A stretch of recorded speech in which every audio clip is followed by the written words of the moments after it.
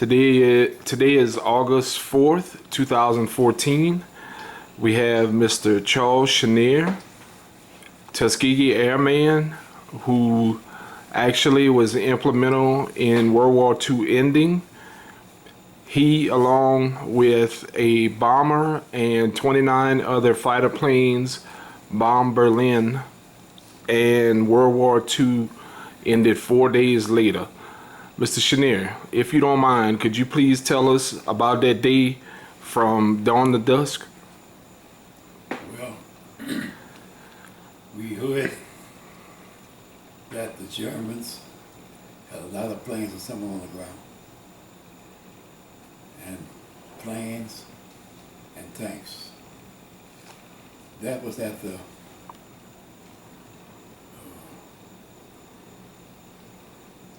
plant that made cars now.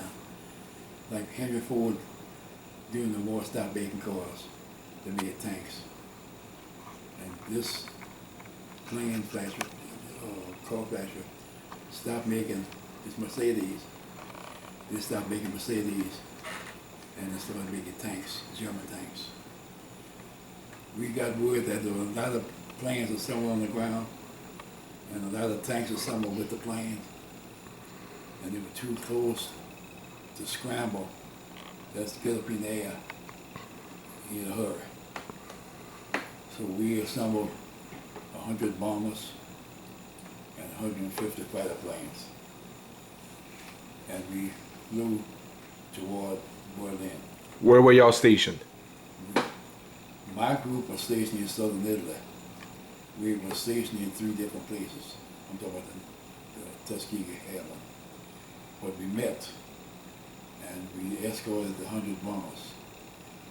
About halfway there, we were attacked by German warplanes and a battle ensued, and we went round and round shooting at one another, and finally the Germans left, and we got word that since this fighting, the Germans took up a lot of gas.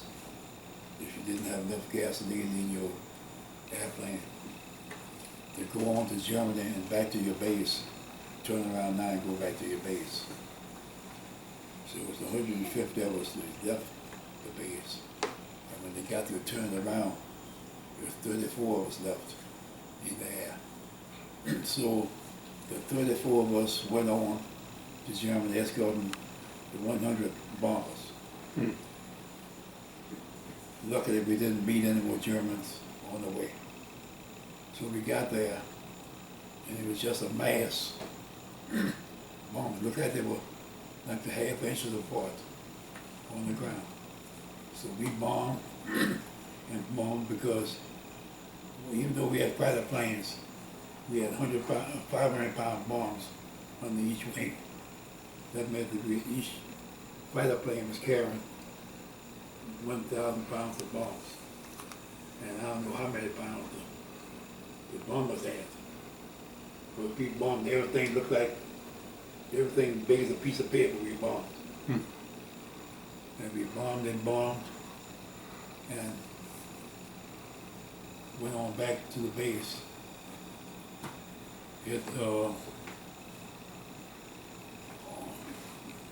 We later found that while we were fighting the Germans, in that battle we had, we heard something say, shoo, shoo.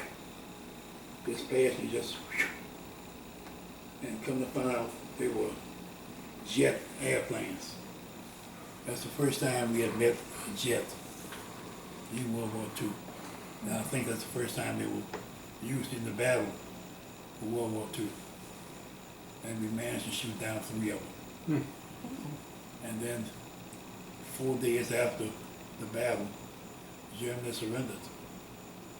So I would like to think that the Tuskegee Airman had something to do with Germany surrender. I know we were just about to please Germany of airplanes and tanks that we bombed the hell out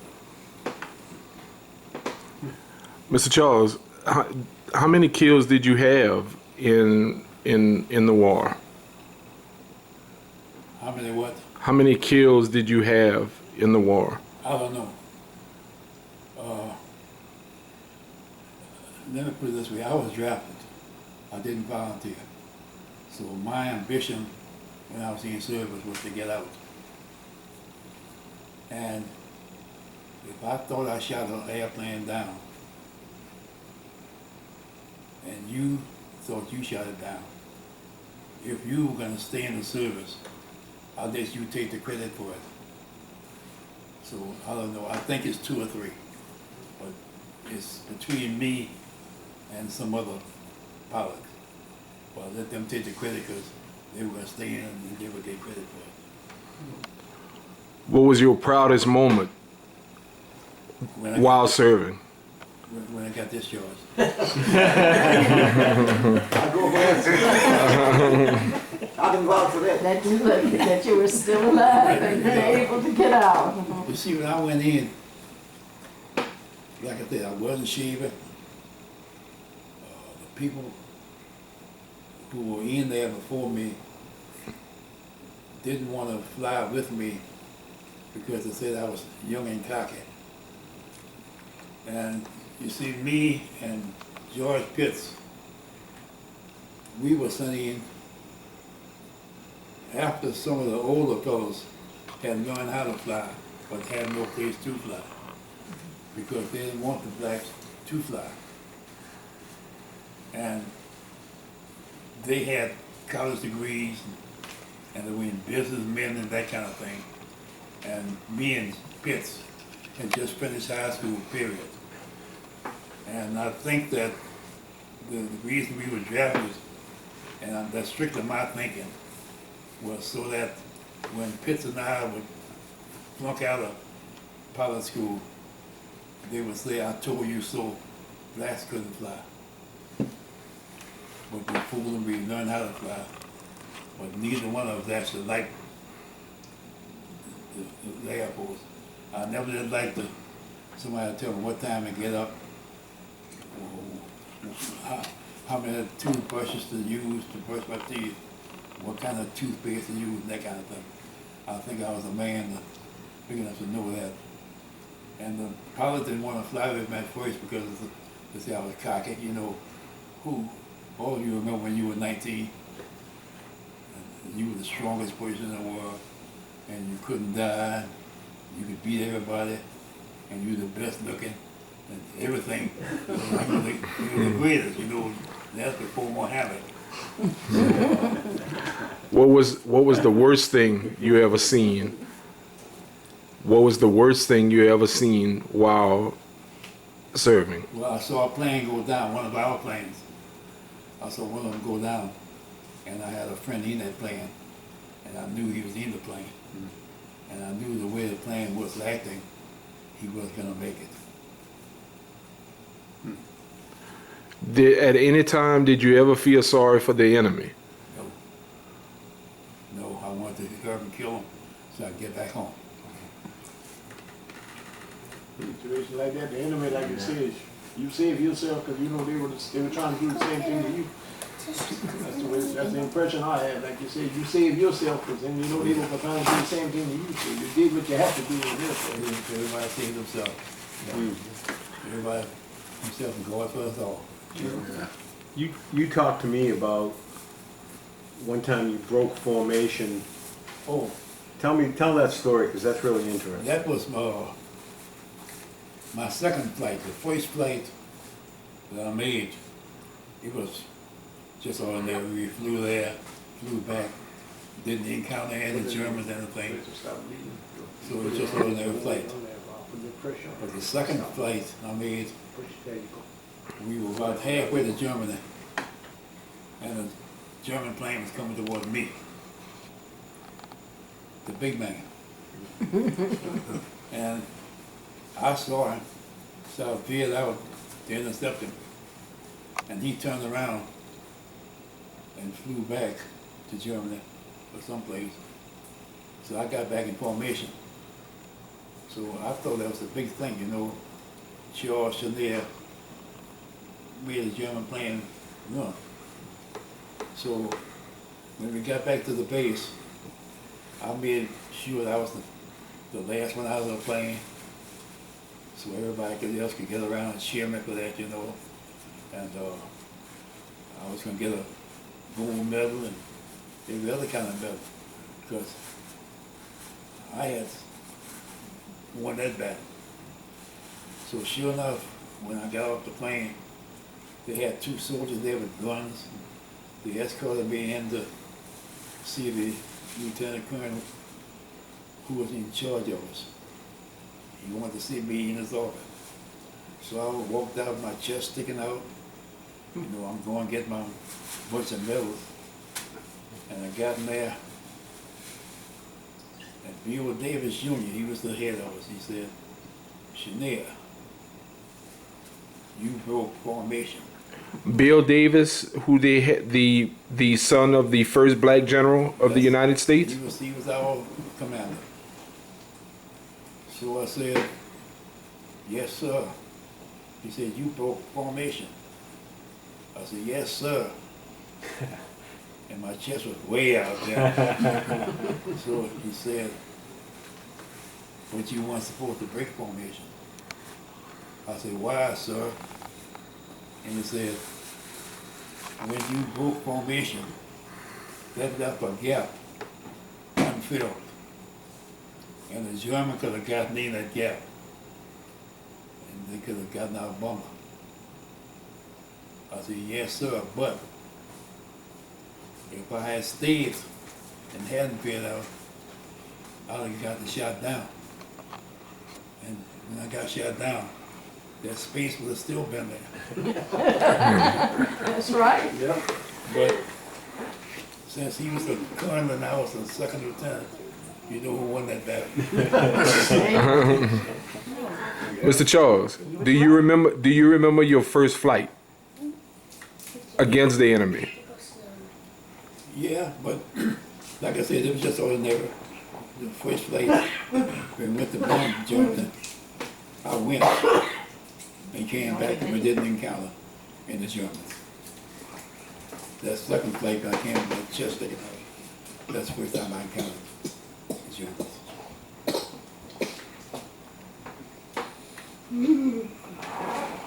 Now, the pits that you were speaking of was from Opelousas? See what? The pit. No, he was from Ellicott, Pennsylvania. Oh, okay. And the reason I remember that's your name is hometown.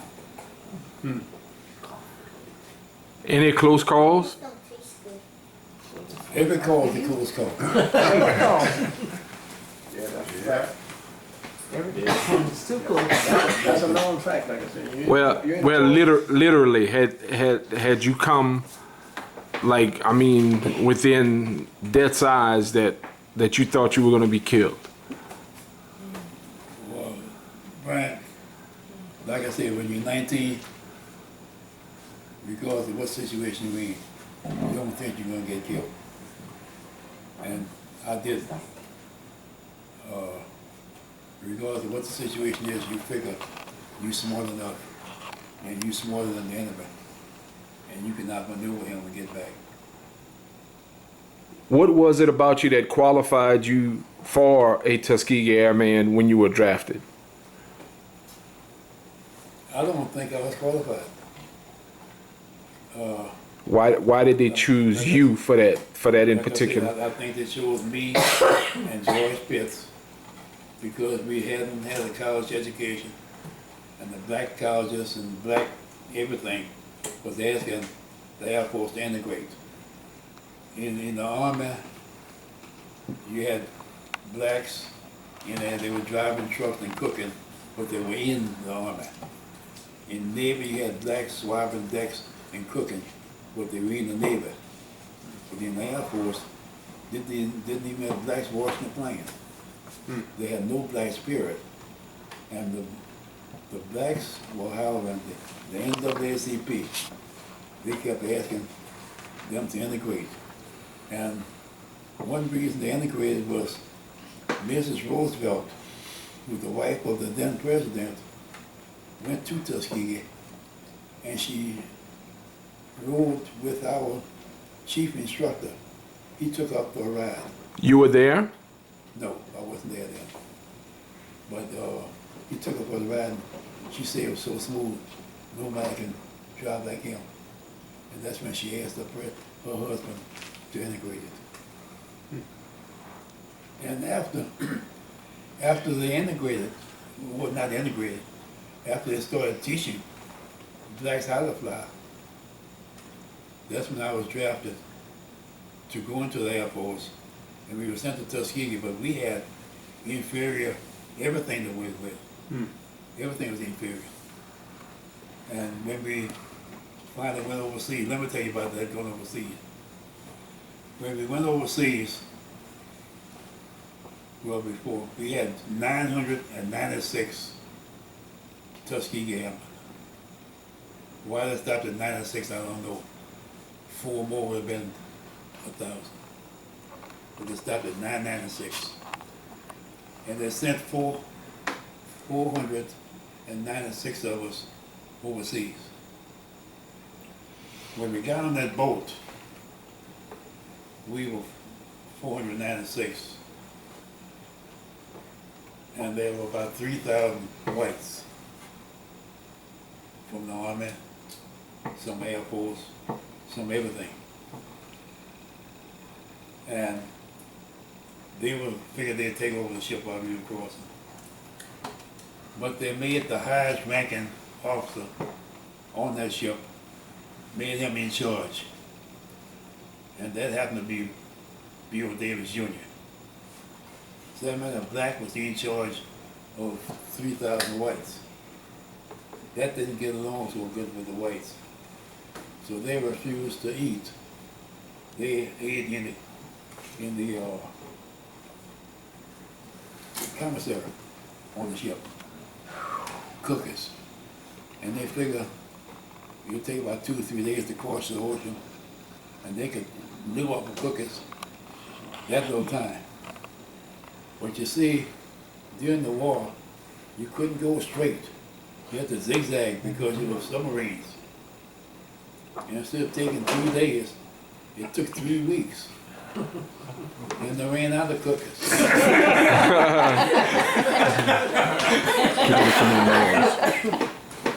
And we ran out of cookies. They would taste the food the first day, and the second day they eat a couple of spoonfuls, and then the third day they would eat 4 meals. But even after we got over there, it made you wonder why you were over there, because over there was just like it was in Appaloosas. Because when I left Appaloosas, you could go to $half and you couldn't try on any clothes. If you tried them on, you bought them. That's the way it was back then. You had no drinking fountain with cold water. You had a drinking fountain. If you had one, it was warm water, and there was a white with the cold water. And we had no restrooms or anything. And it was just like that overseas, over in Italy. We were black, and they let us know we were black. And the little boys would get behind and get them to shoot coattails, red tail up, and they're looking for tails. Tails. Yeah, I heard about that. The white soldiers who were there before told them that blacks had tails and everything. So, and then they didn't want to ride with us. We stayed there a long time, a minute a day. We just practiced flying. Then we go to eat at 12 o'clock. Then we go to our barracks. And it made us the best poker players in the world. Because we played poker from 12 o'clock until midnight every day. So we all were great poker players. Y'all saw prejudice from people over there, or it was the one that y'all went there with? No, we saw prejudice from both of us. The people who were there were just as prejudiced as the people who were left here. So how they depict it on TV is all false. See what now? A lot of times on television, in reference to World War II, it says how much better that the black soldiers were treated by people overseas. There must have been people who were stationed where I wasn't. Because where I was, it was just like in Appaloosas. Really? We stayed there a long time before they would let us escort. And I think the reason that they let us escort was that they were about to run out of airplanes, of the bombers and fighters. Because every time they made a trip, there'd be 1, 2, 3, 4 bombers missing. Hmm. And you see, when a bomber's missing, that's a big plane, big bombs, and 10-member crew. Hmm. That was lost. And they were losing fighter planes, the escorts. And I really believe that they were getting short on planes.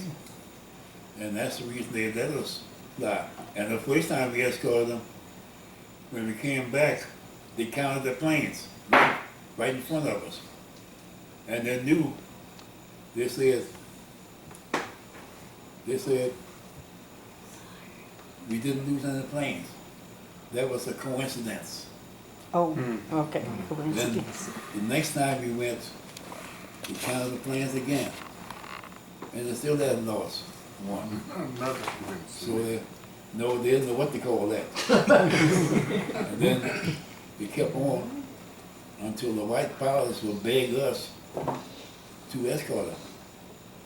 And B.O. Davis Jr. said they would escort them all the time if we had new planes. And in 2 days' time, we all were flying new planes. Hey, And we made 1,500 missions and never lost a plane, never lost a bomber. We lost our own planes, fighter planes, but we never lost a bomber in 1,500 missions. Now that's a record that will never be broken as long as there's a world, because you can't do it better than that.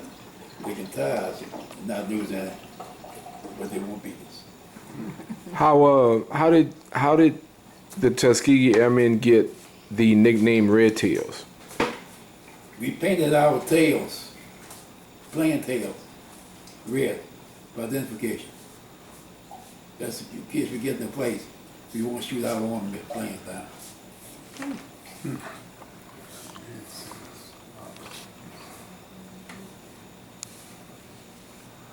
Did you ever encounter any of the concentration camps? No. I'll tell you, I was too small for that. I was 19, man. Mr. Chenier, some always wondered, where would they decide, like, to have a battle at? You know, like, where, you know, did they decide that they were going to engage at, like, both sides? Well, Germany was our main enemy. Japan was our enemy, but they were on the other side of the world. Germany was our main enemy. And we knew that if we conquered Berlin, Germany, we could win the war. So our objective then was to work our way to Berlin. It started in France, Normandy, France, when they invaded Europe, and then we just gradually went on, and we would bomb ahead of the army. We would bomb, and then the army would come occupy where we bombed.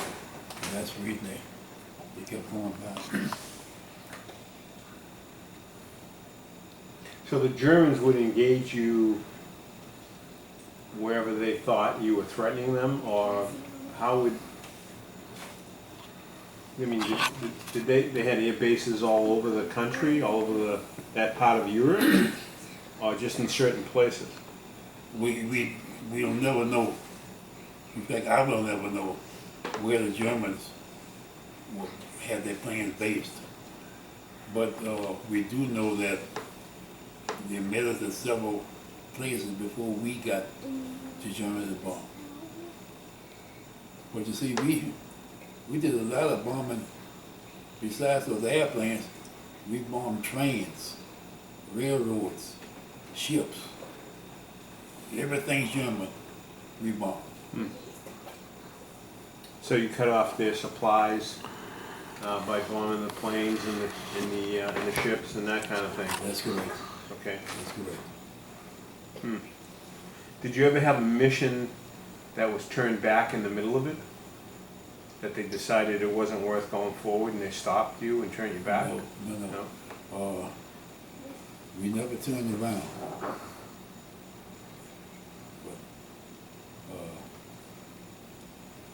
sometimes you felt like turning around when you saw them planes in front of you and saw all the shells in the air in front of you.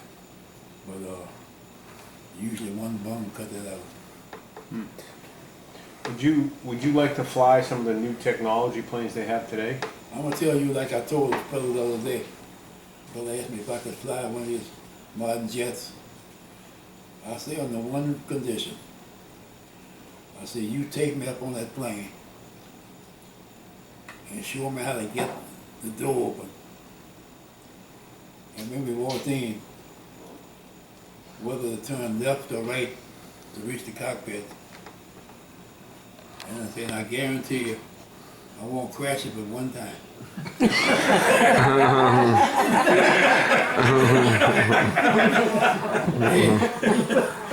See the planes now, first place, the planes are pressurized now.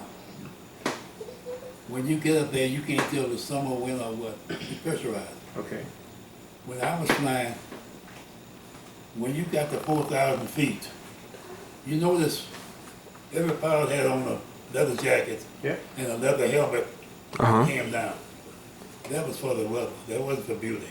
Okay. That was for the weather. When you got to 4,000 feet, you buckle your jacket. And they told you don't fly over 4,000. That's the reason, if anybody saw the movie Red Tails, and you saw the plane flying over, I don't know what town it was in, but it was flying over, and they had a lady washing clothes on the back porch. And he spotted her from up there. Now, if he spotted the woman and say she was pretty from that high, he has some hell of a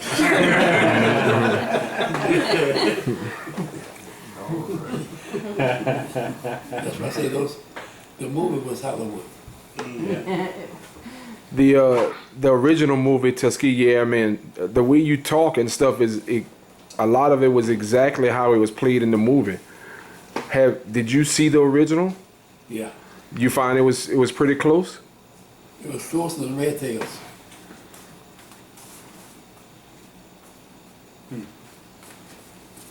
But they still have some Hollywood. I don't know. I don't. I guess I got a million questions and don't know which one. They had a lead role in the movie anyway. So, you said you were drafted, huh? You were drafted when you went into the military? I was what? Drafted? Oh yeah. Okay. How many years did you, when you retired, though, didn't you, after? No. Oh, you never was? I got out as soon as they let me. Okay, yeah. I can understand that, because I was drafted too, and when I come back from Vietnam, because they give it early out, and I did 21 months of it or something. And you were talking about when you were playing with somebody else that was that had an enlisted man, whatever, because I encountered that when I was in the military. They had a guy when I went to Fort Polk together, and we did all our time in Vietnam.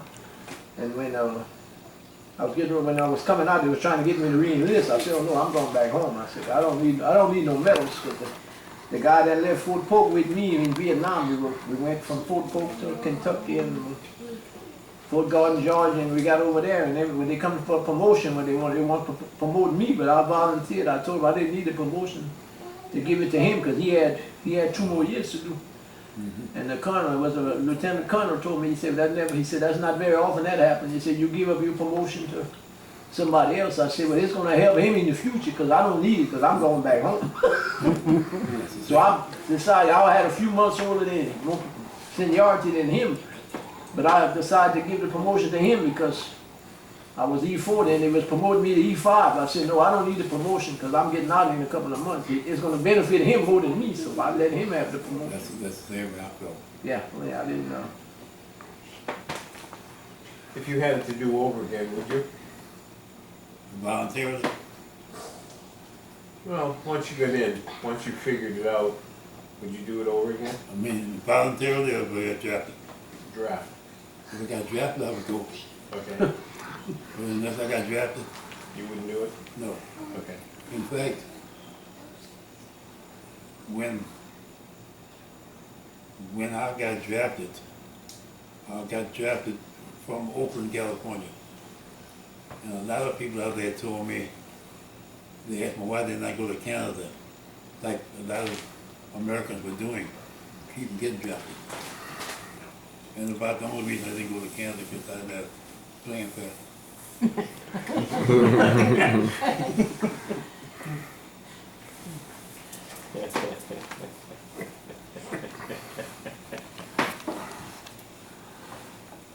Okay. Oh, man, I just thought of a good question, and that's what it was. Okay, y'all were originally 996 Tuskegee Airmen. Yeah. Y'all, is there a way that they let you know, like if someone passes away or something, just to kind of keep a count of how many of y'all are left? No, it's that's hard to do. When I was still living in Tuskegee, after I got out of service, I lived there. Me and Colonel Trotter, who was a lifetime soldier, we were very close friends, and he would let me know what he knew about who was living and who died and everything. But we had no formal way of knowing it. The last thing that he told me was that there was, as best he could tell, between 24 and 25 original Tuskegee Airmen living. And this was when? That was before I came back. I've been here 12 years. And that was before then. And since then he died. Mr. Charles, do you realize that it can come to where you're the last one living? Do you realize that? I intend to be.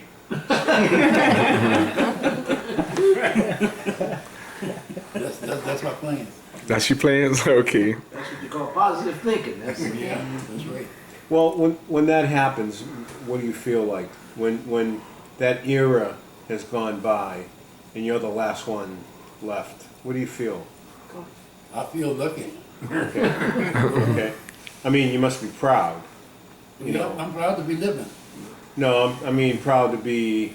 So The last one too. well, no, but I mean, there's a lot of fame that goes along with that. Not fame from a glorious side of it, but I mean that in and of itself, being an airman, a Tuskegee Airman. I mean, I'm proud of you for what you did, and you have to certainly be proud of what you did and who you represented, because you were representing a whole culture. Yeah. So, I would think being the last one is kind of happy but sad at the same time. Yes. Okay. But more happy. Yeah. Yeah. But now, they're making a racket out of being Tuskegee Airman. Yes, they are. It's if anybody in here could go out and learn how to fly a plane and have money to join what they call the Tuskegee Airmen Association, I think it is. That's the thing that you pay money to join for membership, and then you call yourself a Tuskegee Airman. I'm not particular about that. Yeah. But now you have hundreds of people who belong to Tuskegee Airmen, so it's going to always be Tuskegee Airmen, but the originals, that's what. a lot of people do things out there just for recognition and just for Well, no, these people not doing this for recognition. They're doing this for money. Oh yeah, okay. Well, that's what most things turn out to be. Mr. Charles, what years did you serve from? From 1943 to 1945.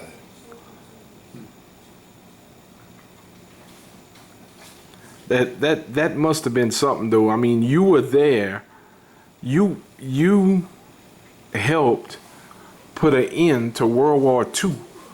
You know, the terror that was being brought on so many people, especially the Jews. These people were being murdered by the thousands just because of their religion. You know, that you were instrumental in ending that suffering. I mean, that has to really be the proudest thing anybody could ever want to claim, to me. Well, you see, I looked at it, yes, I have to defeat the German to get back to Appaloosas. So you put your all in it. I put my all in. Well, Mr. Charles, I can't tell you how grateful I am that you came to my house for this supper. This little interview was no intention of the reason of having you here, but one day my little boy is going to be on this subject in school, and when everybody else is presenting stuff what they read in some book, I can give him this to present to his class and kind of hear it from the horse's mouth, so to speak. Well, you can do better than that. You can He'll come give the talk. invite me here for another supper and I'll start talking in school. Well, Wait a minute, you can hear from the horse's mouth. the next supper is no interview. I just want you to come and enjoy yourself. But you know, from myself, and I can tell by the look on everybody's face here, my family, how interesting this was. Also, Tommy, Italian with the Veterans, Team Veterans Foundation. Is there anything you would like to add, Tommy, Yeah, I would. from this little experience?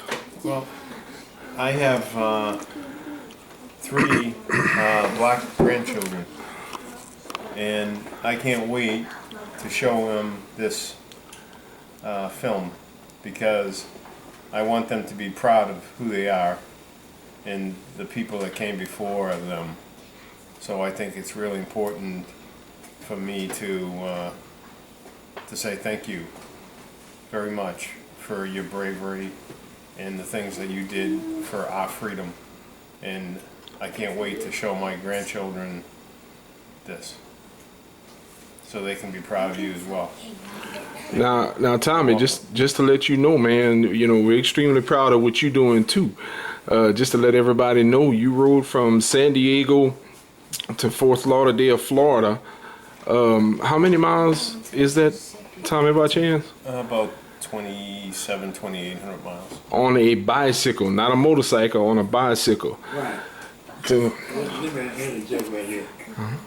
If you remember the other night when we were together, I made the statement, I'd rather, and I think it's less dangerous to fly an airplane against the Germans than just to ride the bicycle like he did. Yes. To Florida. so far. Oh, yes, with the traffic now. And the people you eat town. Now, Mr. Chenier, I have a question to you about Tommy. Now, we definitely know, what you did as far as World War II and the great, the great act and participation that you were involved and so instrumental in ending a bad era in life. What would you rate what he's doing to bring awareness to the veteran suicide rate in the United States? Well, like I said, I think what he's doing is more dangerous than what I did, even though it was sheep now. And Tommy, what is the rate of suicide among veterans in the United States? Every 60 minutes a veteran commits suicide in this country. And since 2001, we've lost 89,000 veterans to suicide in this country. 89,000 that means that 50% of the time a family member committed suicide, so add 50% to that number. That means that 89,000 sets of grandparents were affected, 89,000 parents, 89,000 brothers and sisters and aunts and uncles. That's a whole lot of people. And it's my mission to stop it, to make sure that every American stands up and does something, because if you know it and don't tell somebody about it, then you're wrong. If you don't do anything, then you're doing nothing. And we as Americans have to do something. So I chose to do something. And that's much braver than what I did. And I gotta say that I'm not a veteran. That's what I admire when I met you the other night. That's Yeah. what I admire so much about him. He's doing that for veterans, that he's not a veteran, I say, considering. But I know that one thing though, if you go over your list for suicides, you will never have a Shania name on it. And you know what? I'll tell you this. I asked you a question the other night, and I was really, I asked you a question and I said, give me a point in time in history when you were going through what you were going through and you ever questioned or doubted yourself. And you said, never did. That's right. And I'll tell you, I was so proud of you because I believed that, number one, and that everybody in this country ought to have that confidence when they're 19, 20, 21 years old. That really set me back. So it's an honor for me to have met you. It truly is. Now, Tommy, the first time you and I talked on the phone, we were just basically lining up for when you're gonna be passing through Louisiana. Yes, sir. Correct? Yes, You sir. had no idea that Mr. Charles even existed till I mentioned to you that I had a close friend of mine. I never once said a Tuskegee Airman at first. I have a close friend of mine here in Opelousas that just happened to be a Tuskegee Airman, and Tommy got silent on the phone for a few seconds and he said, well, you must be mistaken. I said, no, he is an original Tuskegee Airman. And he said, Brian, I don't give a damn what kind of weather it is. I'm going to meet that man when I pass through Louisiana. So he kept saying that he could not wait to come to Louisiana, not Opelousas, because he had to meet Mr. Charles Chenier. Well, two things. The silence on the phone was me wiping the tears from my eyes because it was an honor for me to meet him. And I think the other thing was that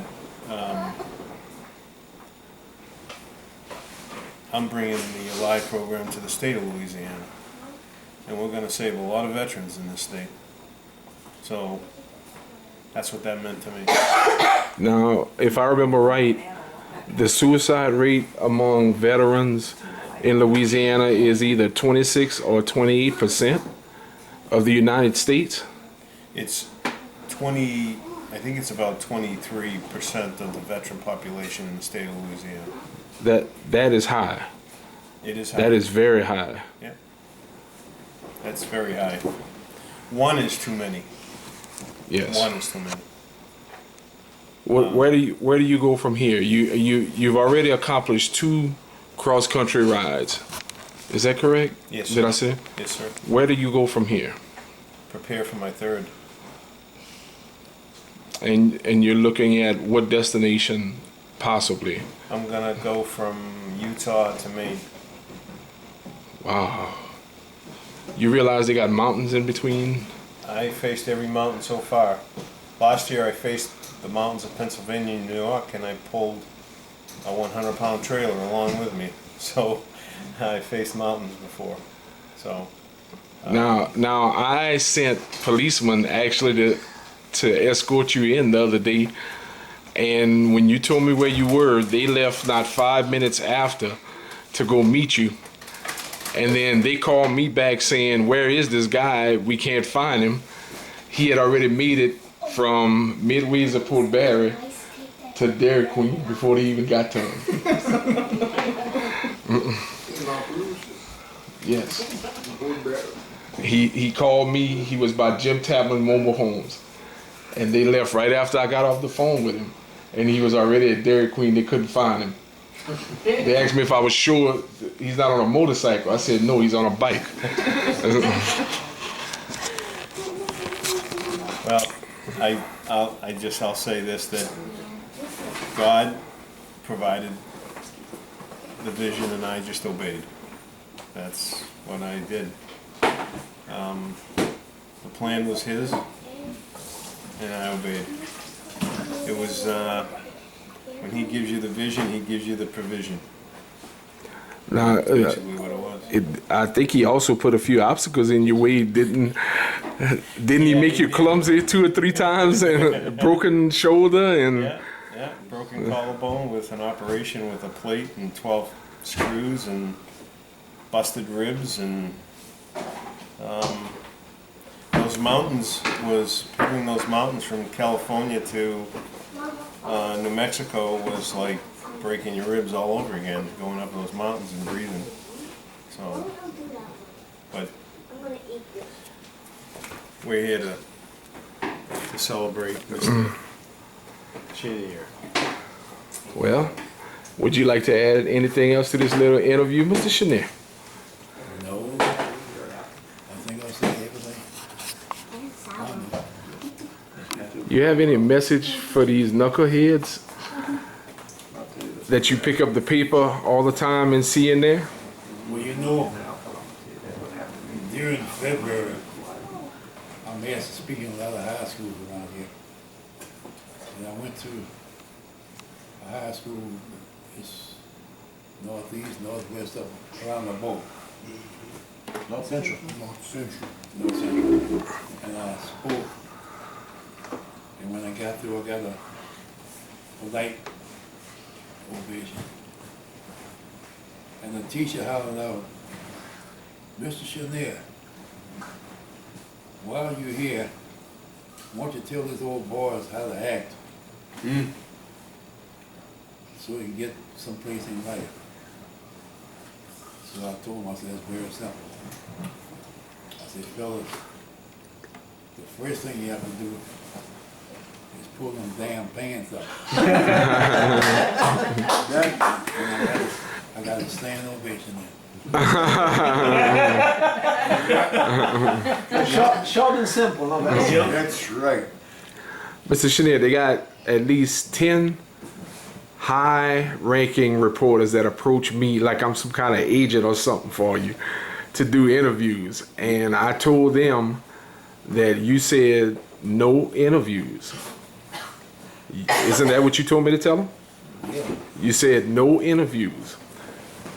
But if I heard correctly, if it's to set a child or something straight, that they could come any time of the day. And talk to them. And correct. Yeah. Why, what is it about, this will be the last question too. What is it about the life, you've led that doesn't make you particularly want to share that with so many people, just some? Let's look at it this way. I'm black. That's the reason we're the Tuskegee Airman. Now, if we had been white and did the same thing that we did, it wouldn't have been a thing said about it. Everything 20 years ago, you didn't even know there was a Tuskegee Airman. Not till the movie came out, I didn't. That's right. Nobody knew it. And I figure they're making all the stuff about it now, because we were black. If we were white, there wouldn't have been a movie made. And I think we all served in the war. I just happened to get put into the Air Force. He got in the Army, he got in the Navy. We all had our duties. And we all won the war. So I don't think I did any more than he did, or he did, or she did. We all did what they told us to do. And that's what won the war. So I don't see why I'm getting publicity now and you are not. And then the way they give us publicity. You see, about 7 years ago, I opened the mail one day, and I had Congressional Gold Medal in it. That was 65 or 70 years after that. If we had been white, when the plane landed, they was about there with the basket of medals. They was giving them out. But I got it 65 or 70 years after it's over. Heck, at first I didn't know what it was. I'd forgotten why it was. And then most of us not here to receive it. Yeah, good point.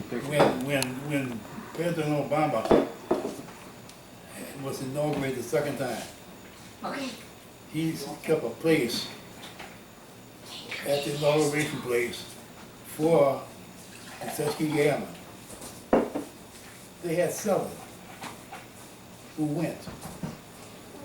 The rest were too old. I was down with cancer.